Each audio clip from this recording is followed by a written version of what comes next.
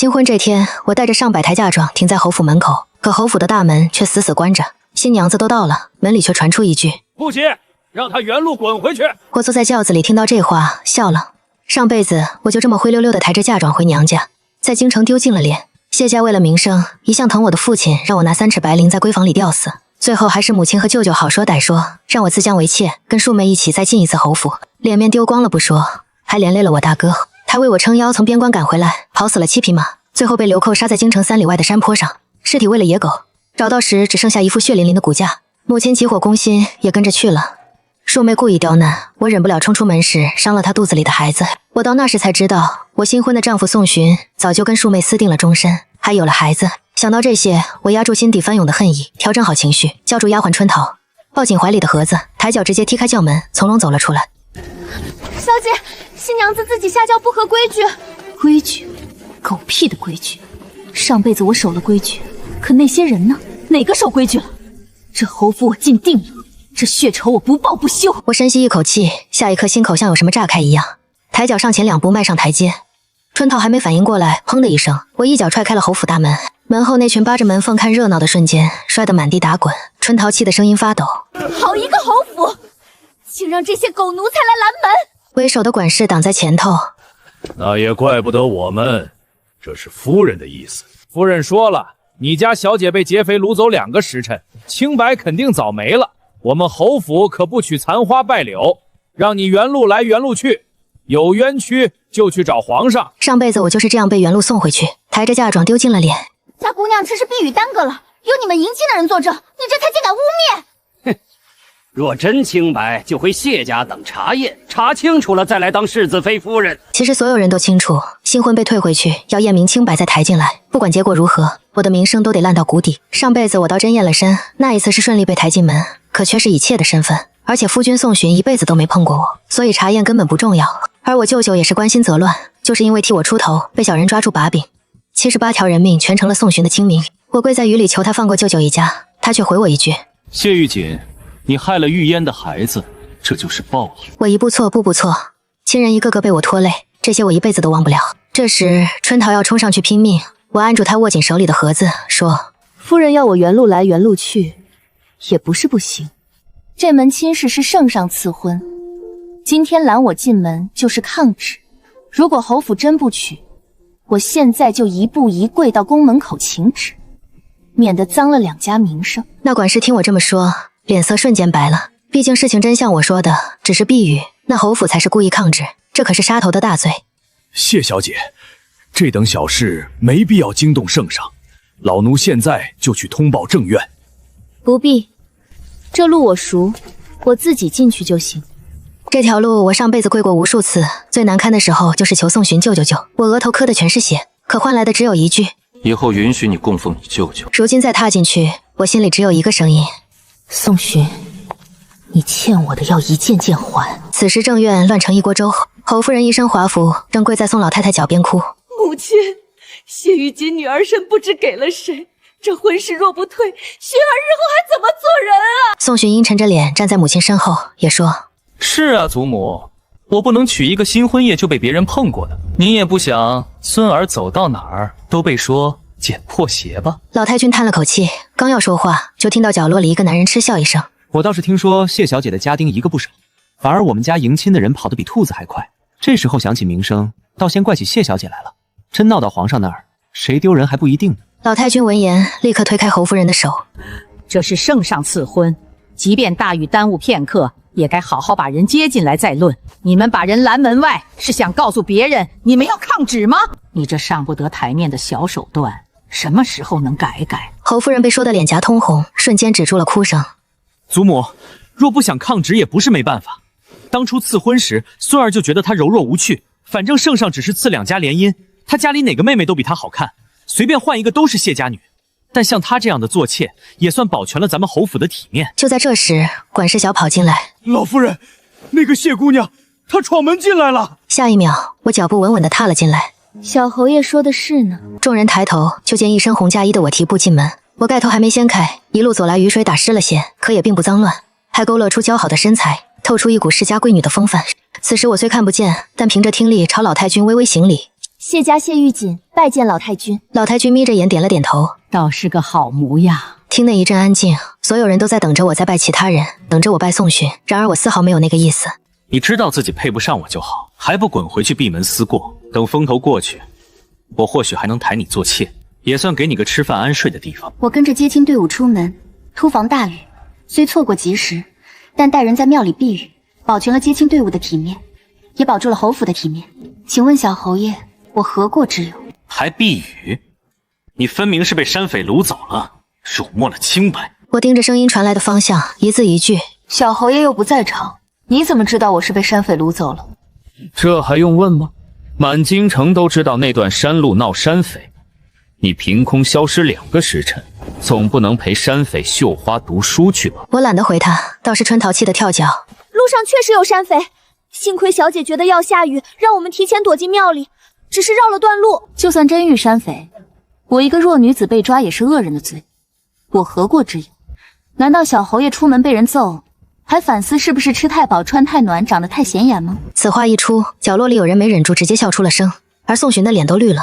你们谢家的人当然乐意替你说谎，但你若再闹下去，做妾都轮不到你。我在盖头下轻轻扬唇，恐怕小侯爷误会了，我来并不是来嫁你的。这句话落地，整个正院瞬间死寂，所有人都懵了。不嫁宋巡，那你穿着红嫁衣进来干嘛？我转身稳稳朝角落的男人走去。宋家有2子，嫡长子宋哲和嫡次子宋巡。宋哲是钟永侯原配妻子所生，文武双绝，年纪轻轻就挣了一堆军功，皇帝也允诺由他袭爵。可惜天妒英才，他在战场上伤了腿，永远站不起来了。钟永侯的爵位顺理成章落在宋巡头上，侯夫人也母凭子贵上了位。我停在宋哲面前，声音缓缓落下。诚如小侯爷所说，圣上赐婚时只言谢宋2家结亲，我理解的自然是嫡长女嫁嫡长子。听闻宋大公子在战场伤了腿，不便亲迎，我便自行前来。我紧了紧手里的锦盒，在众人倒吸冷气中温声道：宋舍，我是来嫁你的。正院再次死一般寂静。宋哲盯着我怀中锦盒良久，众人都以为他会拒绝，他却长眸一眯，缓缓开口：是我失礼了。此时门口传来通传，说宫里来了小黄门，替皇帝来观礼，来迟了一步，问婚事进度好进宫交差。说是来迟，怕是知道了我的事，派人来过问。皇命大过天，一炷香后是今日最后一个吉时，耽误了这许久，即刻拜堂。时间仓促，所有口角都压后处理。两人匆匆对着祖宗牌位拜了堂。宋哲去应付宫里来的人，我被送入新房。春桃这才敢开口，带着哭腔道：小姐何必这样委屈自己？那宋大公子身有残废，这辈子都站不起来了，您还这么年轻。我随手掀开盖头，语气淡淡：要改口叫姑爷了。夫人和舅爷若是知道您这样委屈自己，怕是心都要碎了。姑爷比那宋巡名声也没好哪儿去，从前在战场上是煞神，如今在京城也是暴虐成城。但凡有人敢得罪他，怕是都瞧不见明日里的太阳。之前还有人瞧见他扒人皮，拿人喂狗。你也知道那是得罪他的人呢。他一朝从云端落到泥地上，又被剥了爵位，若是不狠一点儿，如何在这侯府立足？他以后会比现在更残忍。我不是盲目为了躲避宋巡才选宋哲的，手里的锦盒是前几年去庙里进香的路上偶遇宋哲落水，我跳下去救了人。男女授受不亲，我不肯留名，宋哲就给了我这块玉佩，用锦盒装着，说日后找来可以允诺我一个请求。我也知道这男人可不是真的养在后宅的病秧子，而是后来血屠千里的叛军之主，暴力成性，六亲不认，是史书上难得没有争议的臭名昭著的暴君。他登基那日杀了侯府满门，我刚好被宋巡关在柴房里奄奄一息，临死前看见他手起刀落，亲手取了宋巡的性命。从前欺凌他的、陷害他的，都尽数填入万人坑。我怕他的残忍，可也知道至高无上的权力难能可贵。早早拢住他，我想要的一切都能事半功倍。能拢住男人的唯一办法，就是生一个他的孩子。我活了几十年，早把那种事看淡了，但是想到新婚夫君残废的双腿，却有些犯愁。不知道他的腿具体伤到了哪里，还能人道吗？他后院可还养着8个侍妾，算怎么回事？听说日日都泡在后院，夜夜笙歌。本来腿脚就已经那样了，还这样荒唐胡闹，身子骨能好吗？等到了您这儿，怕是早就被掏空了。到时候您若生不出孩子，日子只怕更难过。谁知道我半点不在意。有侍妾是好事，说明能人道，顶多是差了一些。我只想生个孩子，想得很简单，差了补就是了。春桃还想说什么，门外响起车轮声，我示意春桃闭嘴，自己赶紧把盖头重新盖上。车轮声划过地面，最后在我面前停下。盖头下的方寸之地，只瞧见男人大红色的新衣，一双手修长，食指有些变形，青筋囚禁。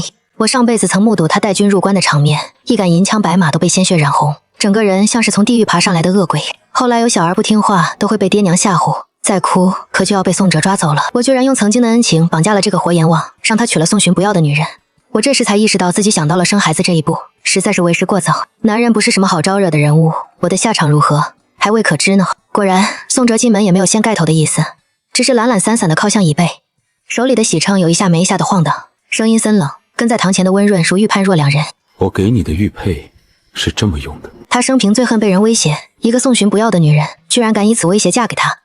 我微微抬头看向宋哲所在的方向，隔着盖头看不见男人的脸，但是能感觉到男人周身的灵力，像坐在他面前的不是新婚的妻子，而是一个猎物。我怕，但是我没有退路。上辈子从死人堆里爬过来，我亲眼见证母亲和舅舅一家死在自己面前，为了他们，我也必须抱紧宋哲这棵大树，好好活下来，才有机会保护他们。我轻笑出声，当初你在水里快要溺死的时候，可不是这么说的。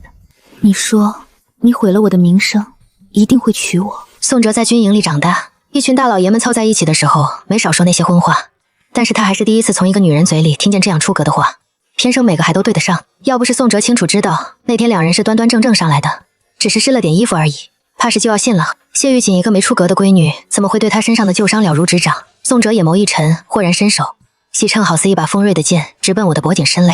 气息浮动之间，床上的人八风不动，倒是那红盖头好似被他的剑气惊扰，飘然落下，露出美人红的几乎跟盖头一个颜色的脸。谢玉锦曾名动京城，是当之无愧的第一美人，身如细柳，柔弱多姿。只是她恪守礼数，轻易不肯抛头露面，所以貌美几乎只是传说，少有人窥见其中容颜。如今瞧见，才觉得盛传不如眼前万一。没等看清楚，他已经低下眉眼，声音温软的叫了一声：“夫君。”宋哲瞥了一眼飘落在床上的红盖头，长眸眯起，原本的力气化成了兴味。他刚刚没用几分力，这盖头就飘起来了。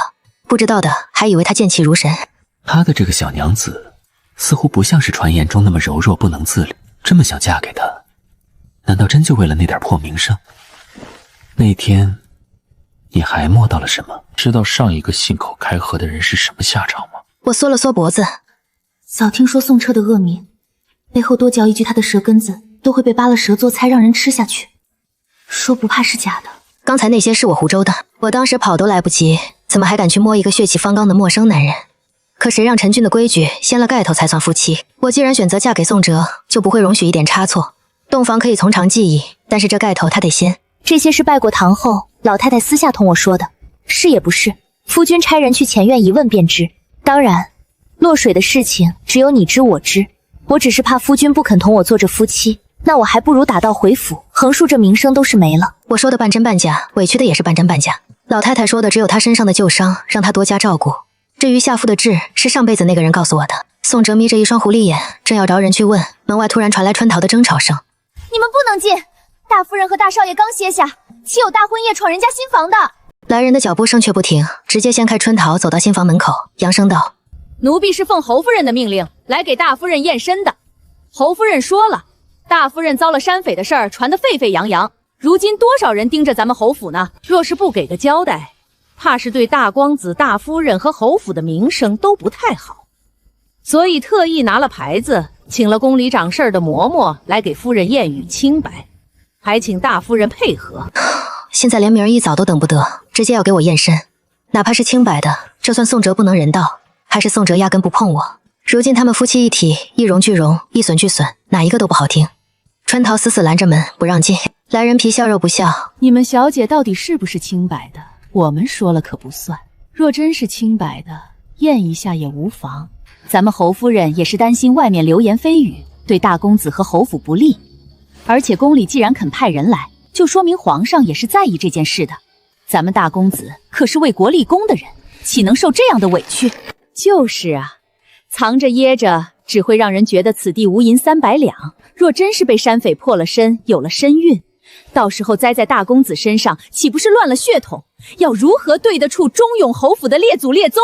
春桃说不过他们一群人，恨不得上去挠他一把，又碍于要守着门没有上前，气得声音都变了。那也不行！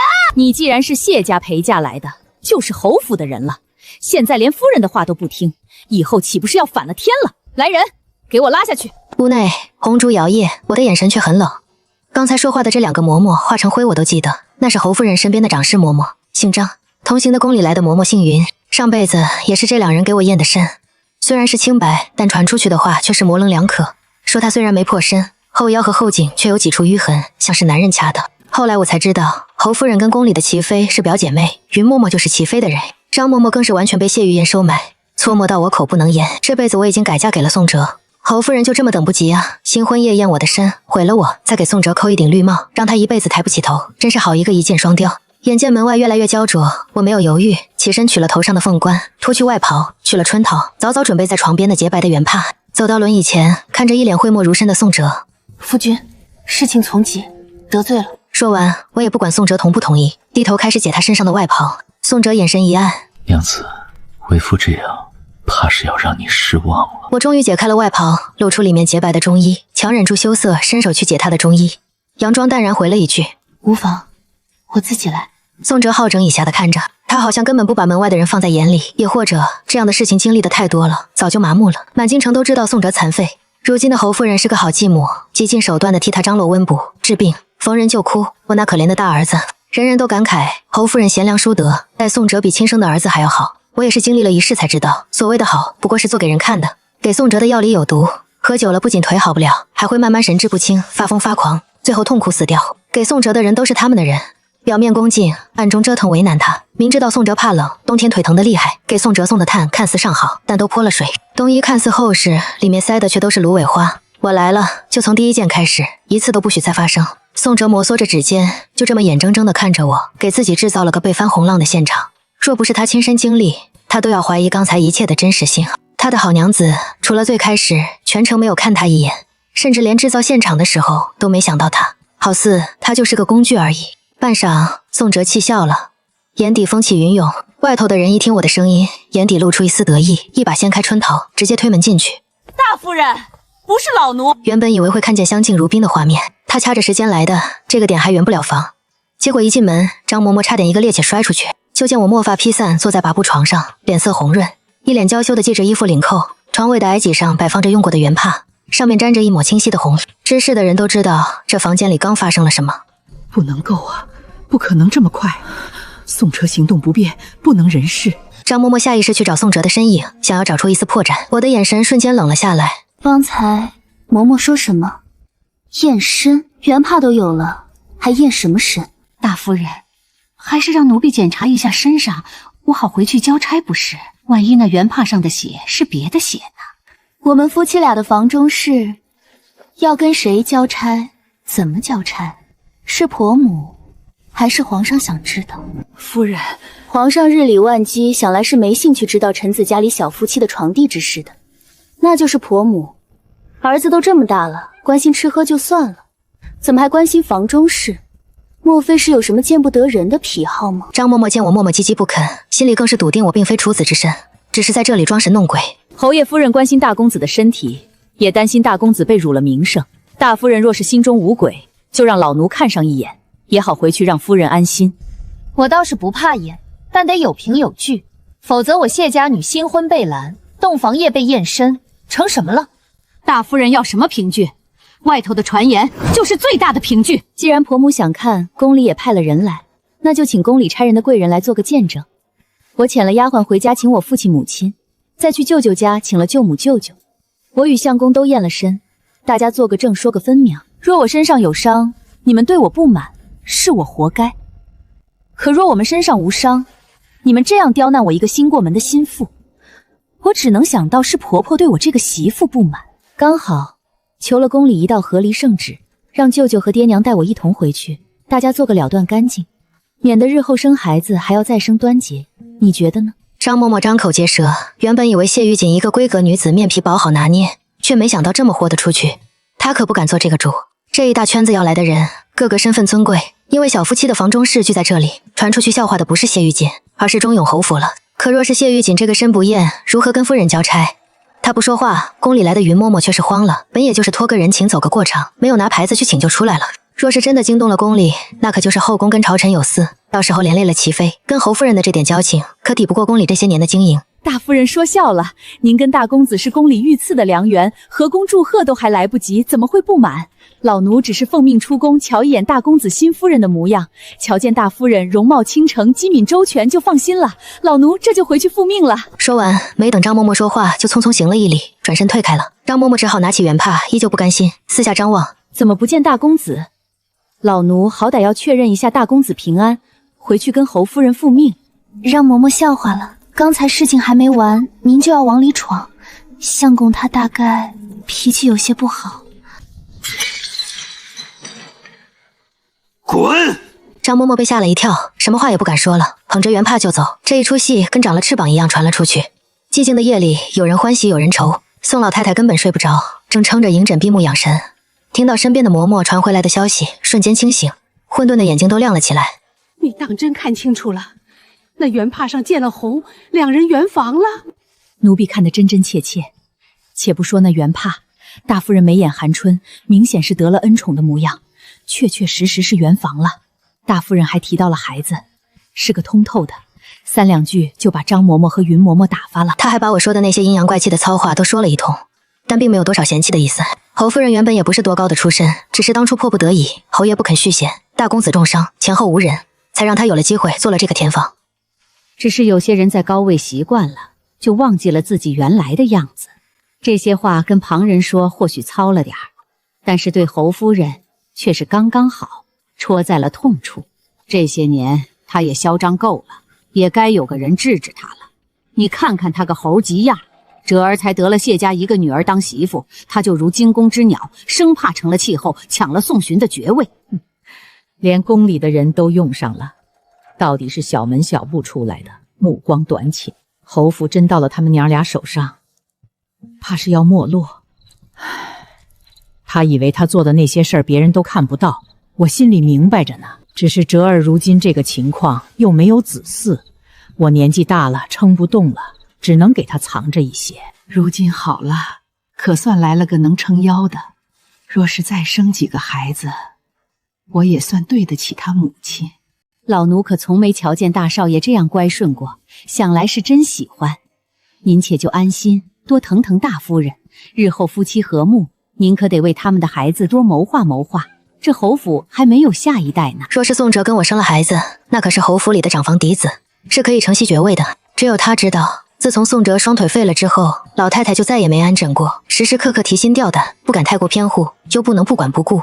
每每宋哲有点事儿，老太太都是以泪洗面整晚，却不敢上前一步，生怕招了仇恨。她一倒，宋哲在这侯府里活都活不下去，只能默默在背后撑着。如今总算有了指望，老太太一咕噜翻身起来，来了精神。你去把我房里那些滋补的药都拿出来，都给玉锦送去。还有他们的吃食，你派人去盯着，千万不能出任何差错。我有阵子没跟宫里走动了，你帮我去给宫里递个拜帖。另一边，正房里却是完全不一样的风景。侯夫人不可置信地看着眼前的圆帕。你检查清楚了吗？真是处女。张嬷嬷不敢说实话，只好道：奴婢看着大夫人神色妩媚，身上还有大少爷捏出来的红印，确实是承宠的样子。宋哲呢？大公子一直在里头，但奴婢偷眼瞧着，也是衣衫不整。侯夫人气得头疼。这本来是寻儿的姻缘，那是寻儿不要的东西，怎么就让宋策捡了漏？现在好了，皇上御赐的婚事，加上宋错本来就有战功，谢家跟宋错一联手，宋寻这个爵位还能保住吗？就算能保住，若是宋彻跟谢玉锦生了孩子，那下一代这座位还是要还回去的。到时候他还剩下什么？之前让你送的饭食，宋哲一直吃着吗？吃着呢，咱们的人都在暗中盯着，每次都是用完的。那就再加一味药，他们不能生孩子。夫人，谢家还有个庶女的，叫谢玉嫣，都不用别人在背后挑唆。宋哲新婚后第二天就没再回过新房。我正清点自己的嫁妆，准备明天回门要带回去的礼物。春桃气冲冲地冲进来：小姐，不，大夫人，您怎么还有空摆弄这些呢？大公子昨儿去冯姨娘那儿了，今儿去王姨娘那儿，隔老远都听见里头的笑声呢。您这刚新婚， 3天回门都还没到呢，他就迫不及待去找小妾。这要是传出去，这几天我满脑子都是传出去，赶紧伸手制止。传出去能怎么？之前传出去那么多，不也没事？我也很惆怅，上辈子宋哲就是清心寡欲，我也是很久之后才知道，那8个小妾不过是摆设。之后宋哲回来杀了很多人，却唯独把那8个小妾安顿了好人家，美人坐怀不乱，大概也是不行的。可明天您要回门了呀，大公子不随同一起，二小姐怕是又要阴阳怪气了，平白让夫人添堵。眼底闪过一抹凌厉，我倒是想起来了，老太太昨天不是送了许多药材过来，你把一锅炖了，给他们送去。大公子不喝，就给那些小妾们喝，就说我赏的。春桃对我从来都是言听计从，从不问为什么。到了生事就把这事放一边，高高兴兴道：奴婢听说老太太平时避居在佛堂，很少出来，可给您送的东西都是极好的。奴婢瞧着还有不少宫里的东西，想来对您很满意。有了他撑腰，日后大公子补好了身子，你们生个小公子，您的日子就好过了。我停下了手里的动作，潜意识宋老太太并不太喜欢我，但也不喜欢谢玉烟就是了。老太太死在我前面之后没多久，宋哲就离家了，我们并没有多深的交集，更别提照应。这次是怎么回事？我嫁给了宋哲，一切就都变了。我隐约想明白点什么，但是不确定，让春桃把早上刚做的点心给老太太送过去，顺口提醒了一句，让老太太少吃些竹荪，多吃点嬷嬷自己种的绿叶菜。老太太喜欢吃竹荪，这东西稀少，每年都从川州采买，有时甚至是宫里的贡品，只要有，大半都会送到老太太这里。上辈子老太太就是竹荪吃多了窒息而死，我说者无心，老太太却是个机敏的人，转手就让人查了。隔天到了我回门的时候，宋哲还是没出现，我带着春桃在门口等了一会儿就放弃了，放下帘子示意车夫出发。有些事我一个人去做也挺好的。谢家3朝回门本是极为热闹的事情，但我出嫁路上被山匪劫走的事闹得全城沸沸扬扬。虽然最后还是成功嫁进了宋家，但谢夫依旧嫌我嫁了二夫丢人现眼，直接称病躲在房里不见人。最后只有谢母带着谢玉烟和张姨娘在门口接人。谢母早已知晓中永侯府发生的事情，见到我独自一人从轿子上下来，本就红肿的眼睛随即落下眼泪。景儿，你受委屈了。简简单单几个字，却说出了各种酸楚。坚挺了好几天的我，在看见母亲的瞬间，像是变成了孩子，所有的坚强溃不成军，眼泪也差点跟着落下。前世因为我的识人不清，害得大哥尸骨无存，母亲也气急攻心跟着去了。现在再见母亲完好的站在面前，我心间都在颤抖。我握住谢母的手，将眼泪逼了回去。娘，锦儿不委屈，相公待我很好，有他在，侯府的人不敢欺负我。这话可不是随便说的，至少目前我新婚夜骂婆婆，对儿子有特殊癖好的名声在外，整个侯府上下还真没人敢对我大小声。可那又如何？在谢母眼中，终究是她的宝贝女儿嫁了个残废，现在回门还是一个人。人前她不能落了礼数，刚牵着我的手进门，谢玉烟细细的声音响起：姐姐真的受委屈了，可你是谢家嫡女啊，就算被山匪劫了，也不能这么委屈自己，委身一个残废啊。心痛的神色却掩饰不住她眼神里的不满。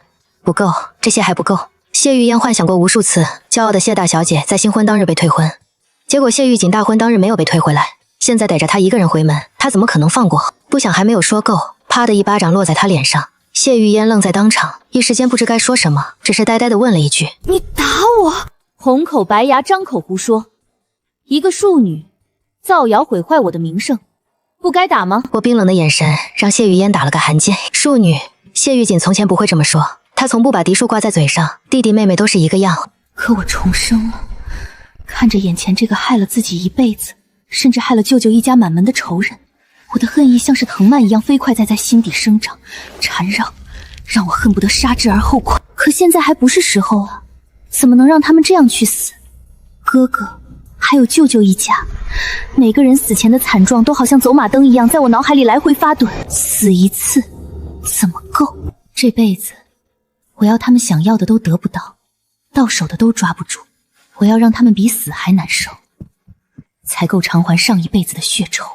我已经扶着谢母往里走，根本没有搭理她的意思。张姨娘被谢父偏宠，虽然不曾执掌钟馗，但是习惯了耀武扬威，眼见女儿被打，还是一个坏了名声的女人，当下气急。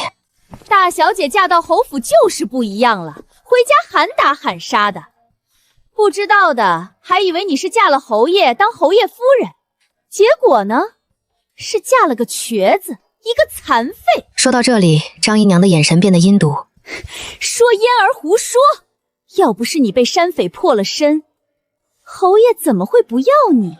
他冷哼一声，满眼心疼地看着谢雨嫣。我可怜的嫣儿，娘看看伤得重不重？你是马上要嫁到侯府当侯爷夫人的，脸上可不能带伤。我冷眼看着他们母女俩指桑骂槐的乱叫，手指轻轻点过椅子的扶手。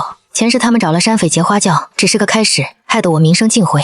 只是因为谢玉嫣肚子里怀了宋寻的孩子，他们就可以这样肆虐别人的人生。现在计划毁了，他们当然坐不住。可我的好戏也才刚开始呢。我的眼睛微微眯起，温柔的嗓音里泛着冷意。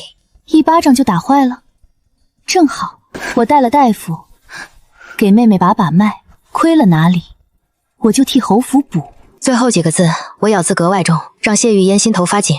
她哪里敢让大夫把脉？一旦诊出她肚子里怀了孩子，名声就毁了，更别说嫁到侯府。纵然恼怒，她也只能咬着牙对我低头。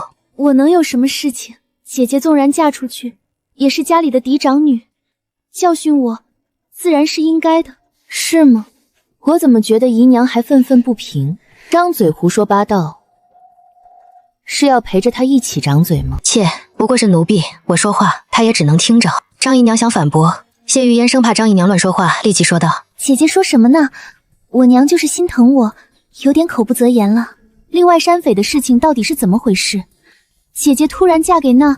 瘸子两个字没有出口，就感受到我眸底的森森寒意。他硬是拐了个弯。宋家大公子，这不得不让我们多想。有什么可想的？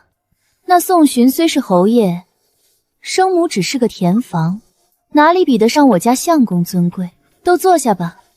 回来之前，我特意熬了燕窝给大家尝尝。话毕，春桃端着托盘上来，我一份份递给谢母、谢玉嫣和张姨娘。快尝尝，这可是我早起炖了2个时辰的。不仅如此，我还特意从嫁妆里寻了上等的头面，给谢玉嫣做礼物。谢玉嫣瞬间忘记了刚才那一巴掌，拿着头面爱不释手，和旁边的张姨娘乐得嘴都合不拢。不过一刻钟，谢玉嫣眉头皱起，她捂着肚子，抬眼求助看向张姨娘。娘，我肚子疼，这怎么回事？她急得团团转，看了眼旁边的空碗，横眉冷对看向我。是你在燕窝里放了东西，你要害我的嫣儿！我又吃了一口燕窝，才将碗放下。怎么会？只是加了一点红花，对女子的身体极好。妹妹怎么会不舒服？让大夫过来瞧瞧吧。听到红花，张姨娘和谢玉嫣面色齐齐一变。这东西确实是好东西，但是对孕妇而言就是可大可小的影响，剂量一旦大了，滑胎都是可能的。不过看谢玉嫣的状态，就知道没有那么重的影响。但是这种情况还是卧床休息比较好。她咬着后槽牙，恨恨说道：这么好的东西，怎么会影响身体？应该是我昨天吃的不对了，去躺躺就好了，不用麻烦姐姐了。是不想麻烦我，还是想借着这茬诬陷我？从我进门开始，你们就人云亦言，污蔑我被贼人污了清白。现在又说燕窝里有东西，难不成妹妹的身体是真的不舒服？只是不是吃错了东西，而是受到了红花的影响，那是出了什么问题呢？后面的话没有继续说下去，谢玉嫣一张脸却微微发白，不是肚子疼，而是被戳中了心思。刚刚那点肚子疼，早就被现在的吓唬吓没了。她毕竟是有身孕的人，跪久了会怎样？可不跪，咬了咬牙，她还是跪了下去。我是担心姐姐，所以才因为外面的谣言乱了心神，求姐姐原谅。话是这么说的，谢玉嫣却在不断给张姨娘递眼神。整个谢家能压着我的人就是谢父，他们之前给谢父上了眼药，气得他根本不想见这个女儿。现在看到我回门，就对谢玉嫣打骂责罚，还不气得直接将我赶出去。张姨娘立即闪身往外走，这母女俩惯用的招数。谢母气得想阻拦，被我抓住手臂，轻轻摇摇头。父亲一直很疼爱我，为什么前世半点不听我的解释，反而急吼吼地将谢玉嫣嫁过去？所以这个孩子是父亲都知道的存在。想到这里，我忍不住咬了咬唇瓣。纵然前世几十年过去，想到疼爱我的父亲纵容这一切，眼睁睁看着我走进死局，甚至最后成了残害自己的凶手，我心口像是被一只大手狠狠攥着，又痛又酸。不多时，谢父匆匆走了过来。怎么回事？爹爹，我没事的。姐姐教训我是应该的，谁让我担心她出事，说错了话。这么一句，让谢父心疼到了极点。他大步走进大厅，伸手将谢玉嫣扶了起来，失望地看向我。那样冰冷的眼神，让我心口最后一丝温热也彻底熄灭。他对谢玉嫣的偏爱这样明显，偏听偏信到这个程度，我前世居然一点都没有发现。你在外面丢了那么大的人，回来还又打又骂又罚的，是想做什么？在外面受了气，回家里找人撒气。我同样的失望，原来我一直崇敬的父亲也不过如此。我哭不出来，只觉得膈应。若是按照上辈子的脾气，我必须要争个是非曲直，不出意外，父亲最后也会妥协。毕竟我如今名声还在，对谢家的注意比谢玉嫣这个庶女大得多。我心中冷笑，暗中狠狠掐了大腿一把，眼泪也落了下来。爹爹，女儿出嫁当日因为躲雨才没有遇上山匪，结果那侯府非要将脏水泼在我身上，还要败坏整个谢家的名声。别人也就算了，怎么你也不向着我？毕竟是自己捧在掌心长大的女儿，谢父听到他这么说，眉头皱了起来。可转脸看到畏畏缩缩、一脸害怕的谢玉嫣，心里还是有气。他们不明是非，你说清楚就好。这么对你妹妹是做什么？你这又是打骂又是罚跪的，给谁看？爹爹说的是女儿鲁莽了。妹妹刚才也说肚子疼。春桃，你快去将吴大夫喊来，给妹妹把脉。是小姐。春桃是个机灵的，没给任何人阻止的机会，第一时间冲了出去。不用，没事，我没事的。妹妹，我们好歹是姐妹，你千万别和我置气，让大夫查一查，也好安心。是，还是检查一下安心。万一落下什么病根，那可就麻烦了。哦，他并不知道谢玉嫣肚子里有孩子，我心中稍稍松了一口气。那谢父对我态度的改观，真的就是单纯因为我失贞了吗？可连辩驳的机会都没有给我，是不是过分了？思量间，吴大夫已经走了过来。大夫人，吴大夫，快给我妹妹请脉，别病着了，惹爹娘心疼。谢玉嫣还想走，偏偏我手劲极大，她半点挣脱不开，几乎是被按在椅子上诊了脉。吴大夫看了眼谢玉嫣，脸上出现错愕之色。吴大夫，是我妹妹的身体有什么问题？少夫人，二小姐没有什么病，脉象显示有喜。谢父谢母齐齐一愣，脸上诧异的表情半点做不得假。什么？谢玉嫣面色惨白，张姨娘急了，指着吴大夫说道：“哪里来的庸医？嫣儿还待字闺中，怎么可能怀有身孕？确实不该。那就拿父亲的牌子去请太医来诊脉吧。”那怎么行？一旦闹成这样，整个京城都会传得沸沸扬扬。张姨娘和谢玉嫣急得团团转时，谢父开口了：“都下去。”随着下人们齐齐退出去，他冷眼看向谢玉嫣：“到底是怎么回事？你说。”谢玉嫣还没有开口，我说话了：“爹，妹妹未婚先孕，无论怎么说都不好听，胆敢做出这样的丑事，必须家法处置。”胡闹！她都已经有了身孕，你还要对她执行家法，是要她的命吗？谢父的斥责劈头盖脸砸下，半点脸面都没有给我留。我心头说不疼是假的，却也明白他是偏宠谢玉嫣的。我只是因为外界谣传谢父就要为谢家的名声让我自裁，现在谢玉嫣和人珠胎竞合，却连家法都舍不得，当真是个好父亲。我深吸一口气，感觉肺部像有一根根针往里戳刺的疼痛，但是我还是一点点将浊气吐出。所以父亲是觉得这算不得什么大事，他珠胎暗结不算大事。我被人传谣，父亲不为我辩驳就算了，还觉得我丢人，这事当真是有趣。一句话扯下了谢父虚伪的面具，身为父亲的权威被冒犯。你自己丢人不算，还要带上全家人。谢玉锦，我看该被执行家法的人是你。原来谢家这么是非不分。略显轻佻的声音伴随着轮椅碾过地面的声音响起。由于逆着光，我初时看不到宋哲脸上的表情，却有一圈光线在他身上勾勒出一道金边，让他的出现格外耀眼。他不是不来吗？我的眼神里带着微微的错愕，看着他突破黑暗出现在面前。宋哲好似看破了我的心思，轻笑一声：“不过来，怎么会知道我忠永侯府的大夫人，在谢家都不如一个庶女体面？”宋哲话音未落，人已好整以暇的到了我的身侧。有些琐事耽搁了时辰，让娘子久等了。宋哲本是不想来的，可在侯府的深宅大院里困久了，难见如谢玉锦这般活泛的人。他着实有些好奇，也想看看这刚过门的新媳妇葫芦里卖的都是什么药。男人抬眸时看向我的眼中带着歉意，可转瞬他透着冷意的瞳仁就瞥向了在场的众人。岳丈大人好威风，着意与我夫婿一体。岳丈大人若想动家法，不如将我也一并罚了。宋哲双腿未飞之前，战功赫赫，功勋卓著，更有从龙救驾之功，曾以弱冠之龄官拜一品。哪怕如今身体残疾，不能承袭爵位，不再入朝为官，也不是区区一个谢家就能动得了的。我虽然没指望仗着宋家的事，但至少目前宋哲的话听着挺顺耳的。有人帮着出气，干嘛自己动手？我暗自吐了口气，低眉顺眼的将手搭在宋哲的肩上，不着痕迹的把话题扯了回来。夫君，切勿动气，父亲也是关心则乱，实在是家中庶妹不像话，尚未出柜便做出此等丑事来。若此事闹开，只怕整个谢家都没脸活了。谢父面色铁青，神色狠厉，却碍于宋哲不能发脾气，只一字一顿道：“你好好的回个门，还带个大夫给人难堪不够，当着外人在胡说八道什么？”只是那眼神，分明是恨不得把我杀之而后快，哪里有从前半点怜爱的样子？什么父女情分，在谢玉烟面前都不堪一击。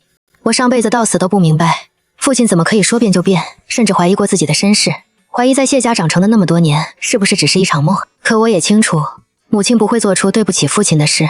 我确实是谢家女，父亲也会如舅舅那般张开羽翼，拼尽一切维护自己的孩子。只是维护的那个人不是我。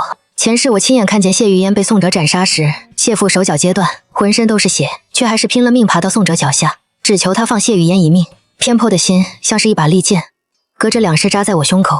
我深吸一口气，上辈子我自贬为妾，嫁给宋寻。没过多久，谢家就借着中永侯府的势力扶摇直上。我大哥身死，母亲心丧，没过百日，我这位好父亲就将张姨娘抬为了正房。可凭什么谢父阖家欢乐，喜气洋洋，我的娘亲和兄长就只能蛊哭黄土，含恨而终？夫君腿脚不便，婆母和老太君特意交代要接了靠谱的大夫随身照看。吴大夫是宫里退出来的老人，我一早回家之前亲自去请来的，在父亲眼里竟成了刻意谋划。我冷笑着看向谢玉烟：“您说我在外头丢了人，怎么不说妹妹不做亏心事，不怕鬼敲门？”谢玉烟满怀怨恨地瞪着眼前的一对璧人，心中愤然。凭什么宋哲会娶了谢玉静，还同他一道回门？他不是早该被那些山匪毁了清白之身，一辈子只能屈居在他之下，做一个永世抬不起头的贱妾吗？若早知此事还有转圜的余地，他就该直接让那些山匪要了谢玉锦的命，总好过害得他像今日这般丢脸。谢玉烟眼底恨意滔天，长姐如今嫁了人，就是不一样了，仗着有人撑腰，便回到娘家来搅风找雨，你就不怕爹爹寒了心？此话一出，本就心疼自家女儿的谢母面色骤然一沉，她厉声冷斥：“放肆！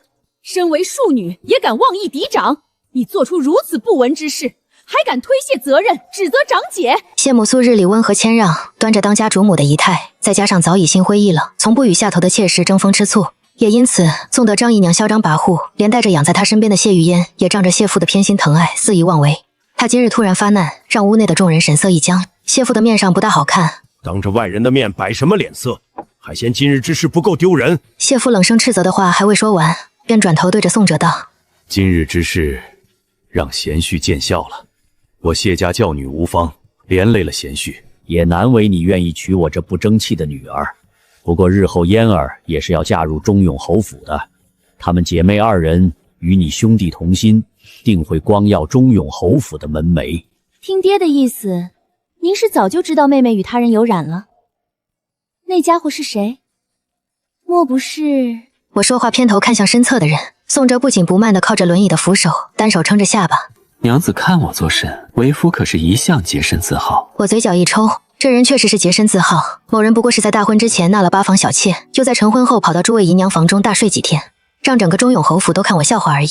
若不是上辈子就知晓这人的脾气，我怎会闷声不响地由着他胡来？而且如今我算是奉旨嫁人，这一场大婚为了赶时间，一切从简，从定下婚期到今日也不过1月而已。宋寻那胸无点墨的废物，就算早与谢玉烟勾搭成奸，也不敢公然违抗圣旨，对外放出有心另娶的消息，这才设计出一套恶心人的招法。他们本打算事成之后借坡下驴，从而换婚，这样也能落个保全自己名声、委屈纳妾的美名。而眼下我嫁给了宋哲，从一开始就打乱了他们的计划。若宋寻还想娶谢玉烟，必做旁的打算，我可不会让那群人渣称心如意。上辈子受的那些罪，我要让这群人连本带利的还回来。像是猛然想到了什么般，惊抽了一口气。爹，你是疯了吗？我将后半句话咽了回去，整个人羞愤难当的偏过身，猛扶了下袖子。宋寻再怎么说也是准侯爷，他最看重女子清白，为了这2个字不惜抗旨，又怎么能娶一个……我巧妙地将后半句话咽了回去。一番话说得点到为止，可这话落在别人耳朵里就不是那么回事了。你们谢府是当我侯府无人不成？一个尚未婚配就身怀大度的东西，也配嫁入侯府？若此事传出去，谢大人是想将我侯府颜面置于何地？谢大人，如此不知羞臊的东西，就算自贬为妾入我家门，我都得带我那不争气的弟弟考虑一二。您倒是有本事，敢替我父亲做了主了。自古长兄为父，老侯爷战死沙场后，中永侯府上下都是宋哲一人说了算。若不是他后来出了意外废了双腿，侯爷之位怎么可能拱手让人？宋哲只是侧身靠在轮椅上，眸色不变，却平白让人后心发寒。谢府的前厅霎时落针可闻。谢父只觉得一柄尖刀悬在梁上，他只要说错一句话，那柄刀就会立刻割破他的喉管。我也没料到宋哲会骤然发难，我本以为以这人的性情，也不过是讽刺两句，看个笑话而已。我缩了缩脖子，正要开口，宋哲那双狐狸眼就微微一扬。今天是我娘子回府的大好日子，岳丈大人还是不要为了不值当的东西扫了我娘子的兴迹才好。谢玉烟在一旁泪眼婆娑，渲然欲泣，却仍死死抓着张姨娘的袖口，生怕她说出什么不该说的。谢父见此情形，忙打起了圆场。厨房已经将酒菜备下了，玉锦，还不快带你夫君到府中各处转转？我确实是想看看娘子自幼长大的地方，不知娘子可愿代劳？某人的台阶已经递到了眼前，我自是恭敬不如从命。我推着轮椅绕出前厅，确定没人跟着后，轻声道：“多谢夫君今日为我解围。”宋哲眼皮都没抬：“我可不是为了你，你爹今日所言所行，就差骑到我侯府脖子上了。我虽已不管侯府的事，却还是要脸的。若侯府丢了人，他也面上无光。至于他的小娘子，就算他今日不来，恐怕也不会让谢府这一大家子好过。有意思。”我推着轮椅的手一僵，神色讪讪。我就不该指望能从这人嘴里说出一句好话来。早知道这样，我还不如把人留在厅上，跟谢父那一大家子大眼瞪小眼呢。我不情不愿地推着宋哲在谢府乱转，两人相顾无言，氛围算是尴尬到了极点。而此时的前厅却已乱成了一锅粥。方才宋哲一句话，算是定了谢玉烟的生死。爹，你可一定要为女儿做主啊！女儿如此这般做，都是为了咱们谢家。若女儿真的嫁人为妾，还不如一头撞死在这儿的好。谢父被吵得脑仁生疼。妍儿，爹知道你委屈，可眼下你已经有了身孕，无论如何你都得嫁进侯府了。等进了门，他宋寻如何不还是你说了算？爹爹，你直接说娘是你最爱的人，可娘这些年在府里过的什么日子，您不是也看到了？您难道还要让女儿走上娘亲的老路吗？父女二人就这么僵持着，谢玉烟更是不解。宋哲不过就是个废人，哪至于让他爹怕成这个样相？我还就不信了。中永侯府什么时候轮到宋哲说了算了？而就在此时，我将宋哲推到了一处树荫底下。春桃远远跑了过来，一见两人神色尴尬地凑到了我的身前，小声道：“小姐，夫人请您过去。”我匆忙地跟宋哲道了别，转身离开时脚下生风，像是多一刻都不想与其共处。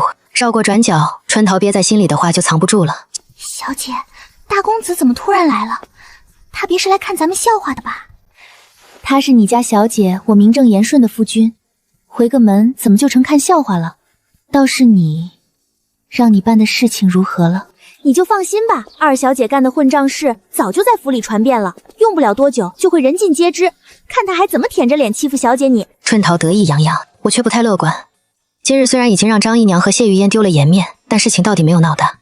谢府关起门来都是一家人，我还是得先给娘亲提个醒。我很快就到了谢母的院子，还没进门就听见了自家娘亲的抽泣声。那宋哲早年就是个杀人不眨眼的煞头，今日这场面你们也看到了。静儿性子弱，要真就这么嫁给他，日后哪儿还有好日子可言？不行，我要给大哥写信，让他即刻去侯府登门退亲。谢母的话音未落，我就急急忙忙地推门而入。娘，哪有你说的这么严重？他今日是为了护我才对爹发难的，咱们总不好过河拆桥吧？我给房里的下人使了个眼色，平退四周后，忙上前安抚谢母。娘，女儿的日子好着呢，这亲事绝不能退。没了宋哲，我拿什么对付宋寻母子？光凭谢家这点门楣和我大哥的战功，恐怕这一辈子都拍马不能及。更何况我可不想因为自己的事连累家人了。我紧紧搂着谢母的肩膀，依偎在她怀里，像小时候那般仰头看着自家娘亲，搜肠刮肚地琢磨着怎么说服眼前的人。景儿，就算他今日是为了护你，可那不也是为了保全他自己的颜面吗？更何况他如今双腿残疾，已无剑霜，在侯府里如何能给你撑腰？此事关乎你的终身幸福，可不能马虎。依娘看，这婚事还是就此作罢吧。我一时沉默，我看着自家娘亲眉头紧皱，满眼担忧的模样，决然拒绝的话怎么也说不出口了。我轻叹了口气，缓缓坐直身体，正要开口时，耳尖一动，突然听到门外有木轮转动的声音。我登时转了口风，娘，嫁给宋卓已经是眼下女儿能给自己换到最好的婚事了，更何况大哥远在边疆，那边战火纷飞，血流成河，每日都有人在死。皇帝在此时下旨赐婚，力排众议，也要让女儿嫁进忠勇侯府，为的不就是让大哥能在边军树起威望吗？女儿的婚事自己做不得主，也不奢求所嫁郎君能为我做些什么。可只有大哥得了侯府的助力，才能再无后顾之忧。娘，难道不想让大哥早日回京吗？宋舍早年所率的大军在他腿伤后便被分散各处，四方边军皆有其人脉，其中驻北军的人数最多。可偏偏忠勇侯府的宋巡是个一事不成的废物，别说率兵打仗了，起码跑得快了些都得吓丢魂。而将军府几个主将镇守西南，叶家人分身乏术，我大哥这才临危受命，时至初春才匆匆赶往北镇边境。若想保证北境无恙，拿下驻北军是唯一选择，否则皇帝也不会在这个节骨眼上突然将拖了3年的婚事提上日程。一直以来，皇帝都以宋所伤重为由，将两家的婚事搁置，甚至前阵子郡内还出现过谢宋两家婚事告急的谣言。可惜这种浅显易懂的局面，我上辈子却怎么都没看透，整日都关注着后院那些鸡零狗碎般的小情小爱，由着那些人作践自己。现在光想想，我都能气得呕出一口血来。娘亲，眼下女儿的婚事也已经定了，就算宋策伤了腿，牢中不也没断定他这一辈子都站不起来吗？只要用药细心调理，再多加照顾，总有能守得云开见月明的那天，不是？你总有你的道理。谢母抬手在我的鼻尖上轻捏了一下，想起自己那远在边疆的儿子，到嘴边的话化为了一声长叹。你此番为了你大哥受了这么大的委屈，待他回京，我定会让他备上一份厚礼，去好好谢谢你这个妹妹，也让他们侯府的人知道，你也是有娘家人可以撑腰的。至于你爹，咱们母女是指望不上了，他早就被那对母女迷了心窍。若不是今天谢玉英东窗事发，他只怕都不肯来见你。提起此事，谢母就一肚子怨气，想想自己这些年的遭遇，她更是心灰意冷。若那宋策也同你父亲这般，是个只知宠妾灭妻的混账，那你趁早与他和离，就算一辈子不嫁人，娘和舅舅也养得起你。娘，哪就闹到要和离的地步了？宋澈，他是个好人。我生怕一会儿饭桌上母亲为难宋哲，扰乱了自己的计划，干脆将大婚之日的事情一五一十地说给了谢母听。谢母这些日子没少听外头的闲话，可现在亲自听自家女儿说出来，心中更是勃然大怒。忠勇侯府简直欺人太甚，他宋澈是拼着一身战功保住了侯府门楣，可那陈瑶花一个贱妾抬上去的田房，也配为难你这样的名门嫡女？他当我将军府好欺负不成？娘，您消消气。我好说歹说，终于安抚住了谢母。那日若不是宋所肯松口，女儿恐怕就真得带人回娘家了。今日这情形，娘亲也瞧见了，父亲只怕会赐我3尺白绫，只怕不得我吊死在家里，好全名节呢。此事是我欠了他的，娘亲怪谁也怪不到他头上。谢母不说话了，而此时的房门外，宋哲饶有兴致地靠在廊下的阴凉处，听着房中隐隐透出来的谈话声，只觉得有趣。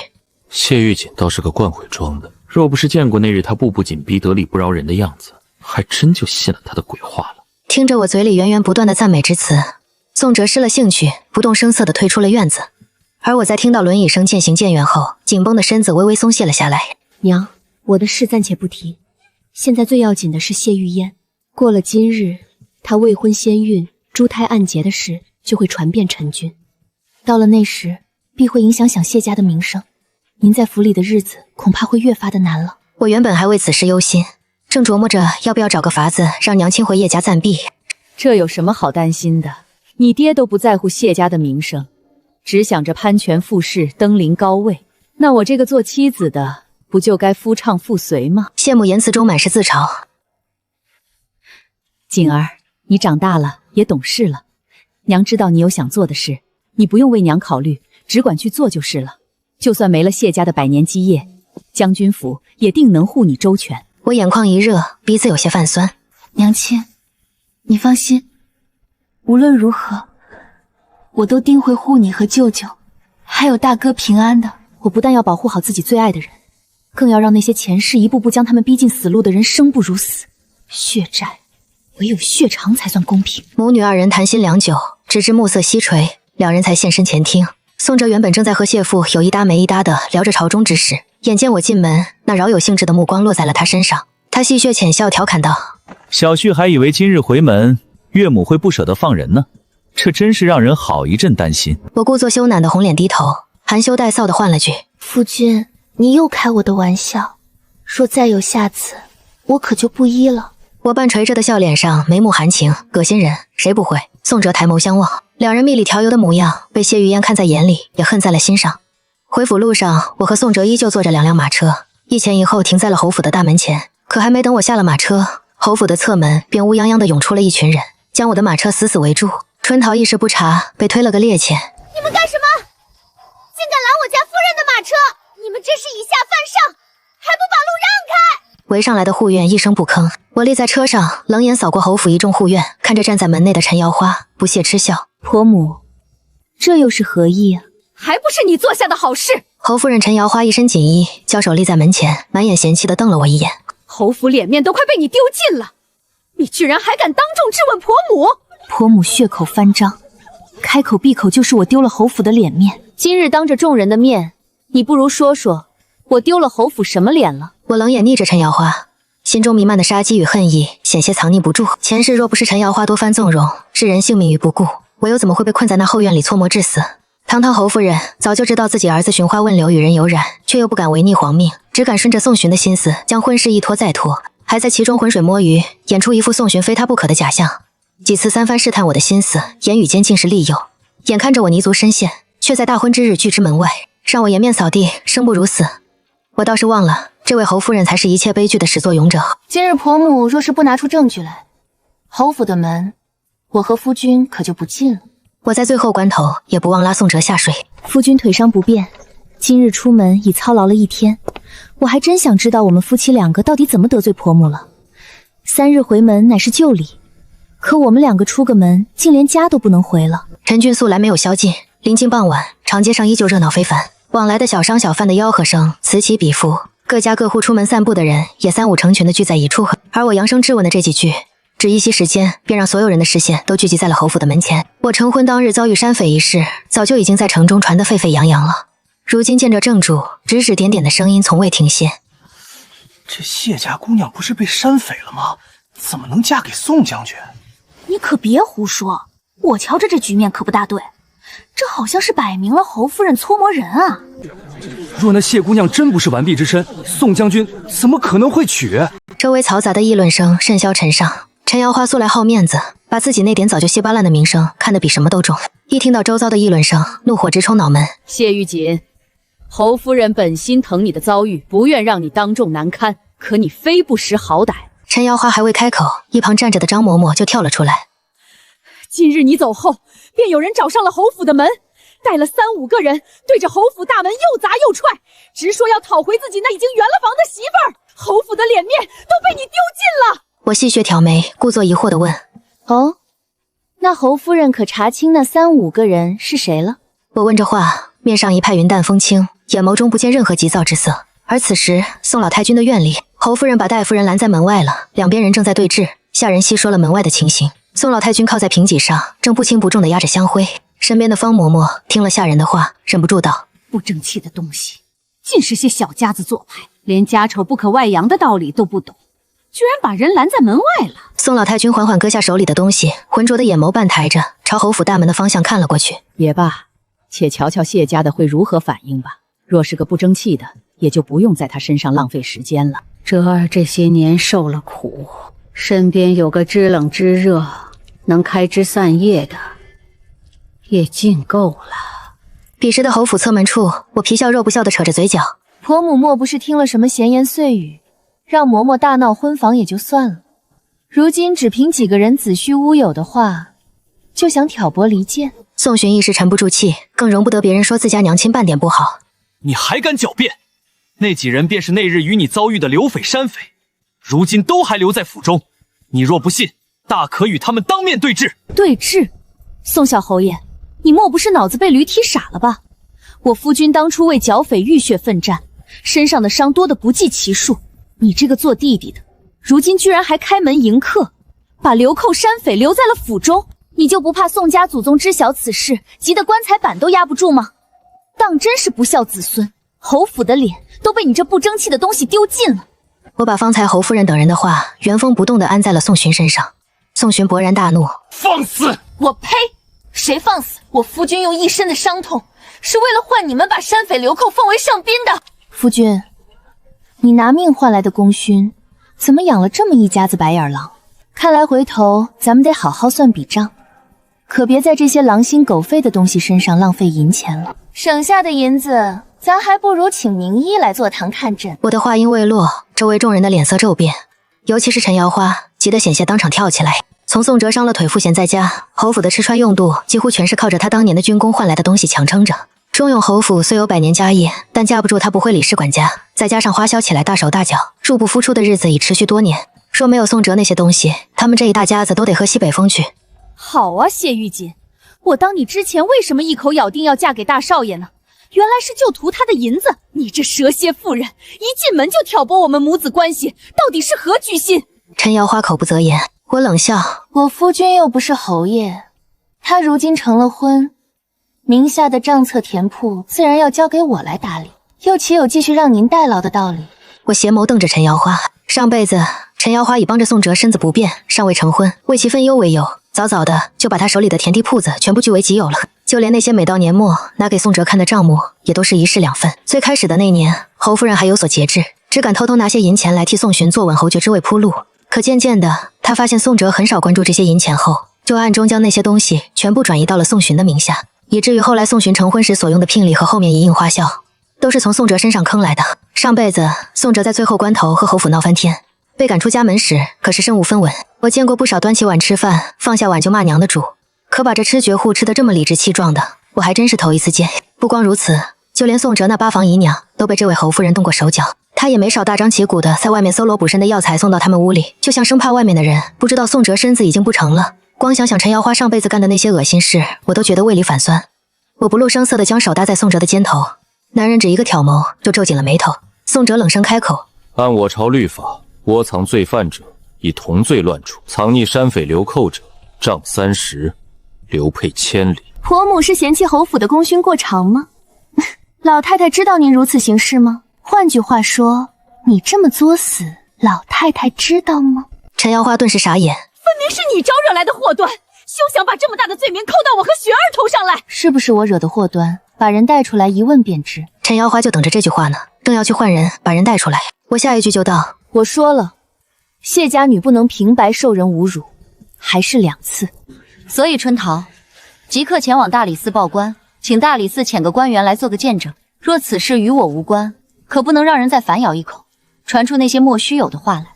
到时候累着侯府名声不说，还辱没了皇上赐婚的圣意。春桃转头就要走，陈瑶花却是面色一白，暗道一句好一个会算计的丫头，明明是府内的家事，她3言2语就要闹到大理寺，万一真有个岔子，就真的是蠢毒圣意，老太太不会放过她的。都干什么吃的？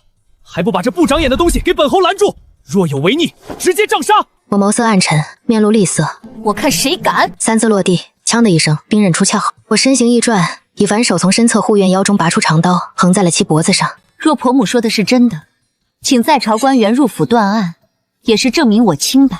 小侯爷怕什么？难道这件事本就是你们杜撰来诬陷我，怕被揭穿？我故作思量，握刀的手突然一抖，那锋利的刀刃顷刻间便割破了肌肤，血溢了出来。你胡说什么？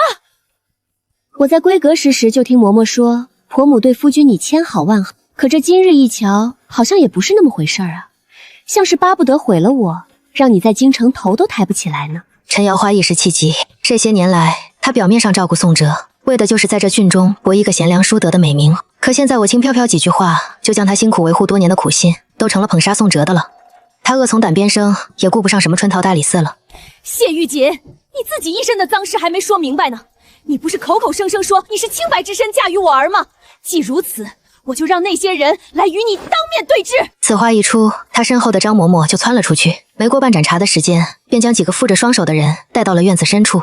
这捆手的绳子未免太过草率了，这些流贼可都是凶煞之徒，手上可都沾了人命的。侯夫人难道就不担心他们一时关押不严，在这府中暴起伤人吗？